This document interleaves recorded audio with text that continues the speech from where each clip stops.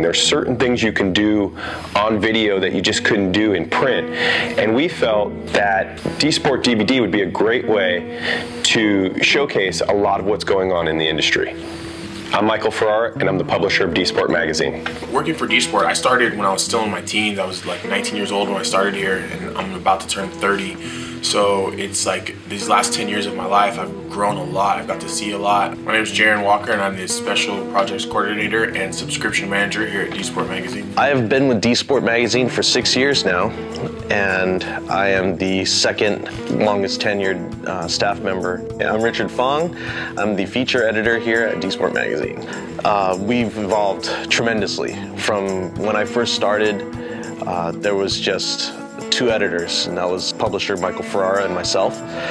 And we conducted business that way for a reasonable amount of time before we started bringing on additional staff. My name is Wen Lai. I'm the associate publisher of DSPORT magazine. What's up? I'm Tobin Honda, and I'm the sales director. My name is Arnold Eugenio, and I'm the managing editor. Hi, my name is Vin, and I'm the marketing director at DSPORT.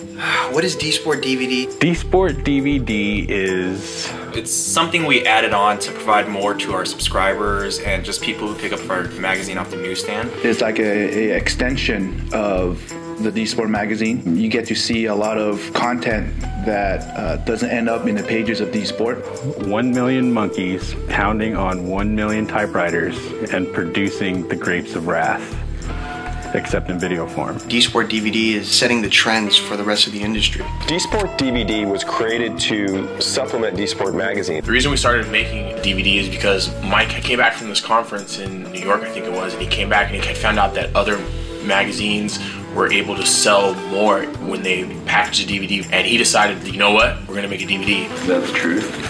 Yeah, but the magazine was Penthouse. That's why it's like...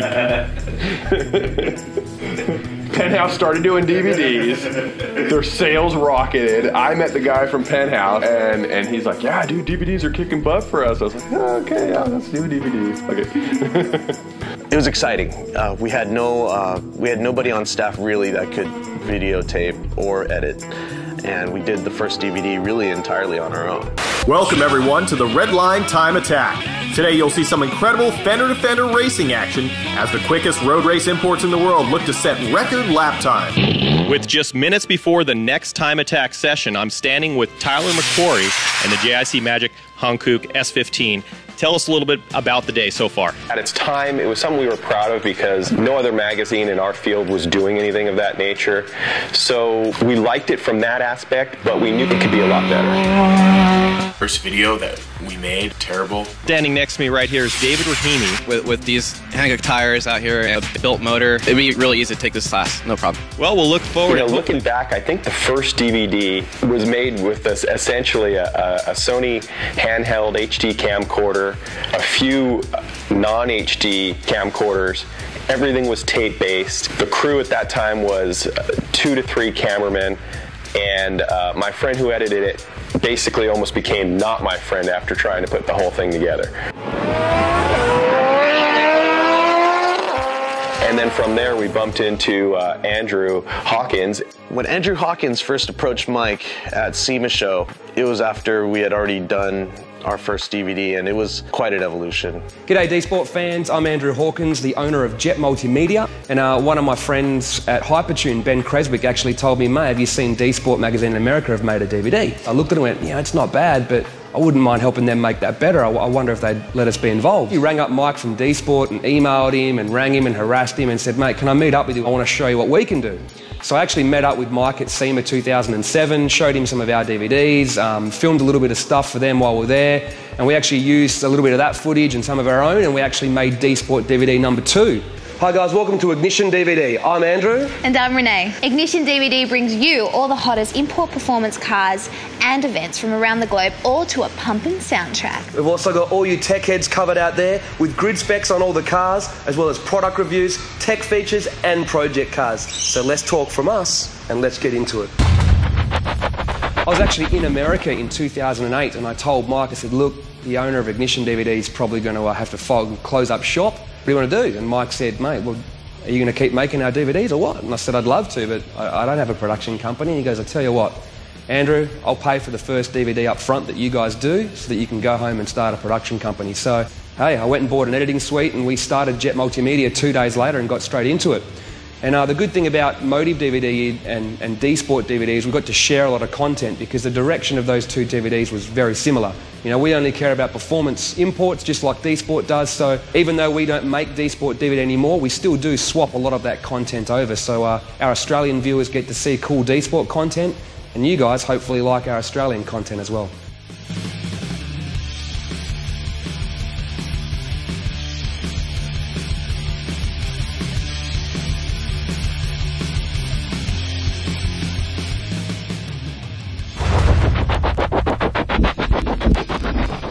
Bringing in a professional team was an exciting experience, and having Andrew as a host was different. Nobody else had a host as knowledgeable and as exciting as he is, even though you can't understand when he pronounces H's. This is Andrew, and we're here, and they've got some mental wheels here. By a HKS T51R SPL. HKS turbine on a GDR. And GDR.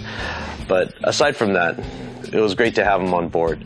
Andrew's a good talker. For some reason, you can't understand everything he's saying, but he's always quick with the tongue.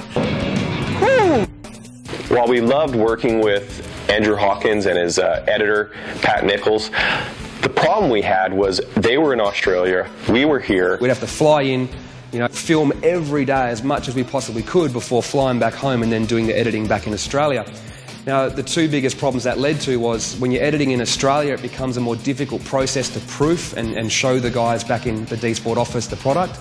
And the other difficult part is the fact that, you know, we only came over 3 times a year, so if there was a big event on or something happened in between, we'd either have to miss it or get someone to film it, and usually they'd film it pretty poorly. So it did make things quite difficult. And we decided to start pulling more and more of that production in-house so we would have control over it. When we started to do more of the video content in-house, we brought in our own staff member, Jaron, to be the face of DSPORT DVD. Before I started hosting on the DVD, Andrew was trying to push me into wanting me to host the DVDs, you know? So he was trying to get me to do it and push me in that direction. It's not something I didn't want to do, it was just something I was uncomfortable with at first. And he wasn't given much of an opportunity to decide how to do it. He just got thrown in the mix. The best part is he's a charismatic personality and really enjoys being in front of the camera. Even though he gets frustrated, he might look angry, does a lot of finger pointing, but actually, you know, he's actually pretty happy to be in front of the camera. He's just glad when the final take is done. Once we brought the DVD in-house, we were able to really have control over the entire production, you know, seeing it through from our concept until the final product. And additionally, we already had a lot of the hardware, you know, in-house with the cameras and the computers to do the editing. So it was basically a natural progression that we would bring it all in-house. That's where I came in. Hi, my name is Tim McDermott. I'm one of the editors here at DSPORT Magazine. I started at DSPORT on DVD 16. At the time, I was the only video guy. It was within 2 weeks I had to have that DVD, so very early I got the pressures of going from shoot to edit, how much time. And since then, we went from having, you know, a single person doing a lot of the filming and editing to now having 3 full-time cameramen / editors and now an executive producer on board for the video team. Hi, I'm Kevin Gillespie, and I'm one of the video editors here at DSPORT. I'm James, and I'm one of the video editors here at DSPORT.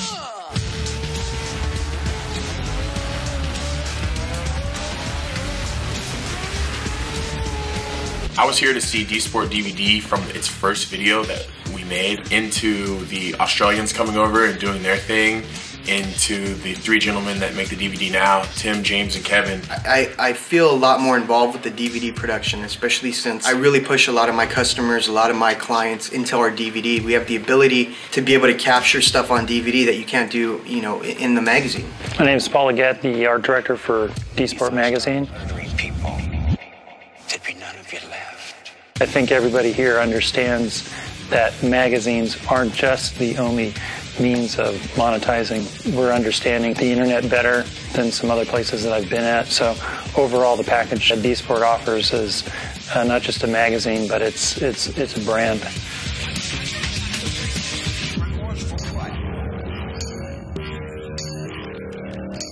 Remorse for what? You people have done everything in the world to me.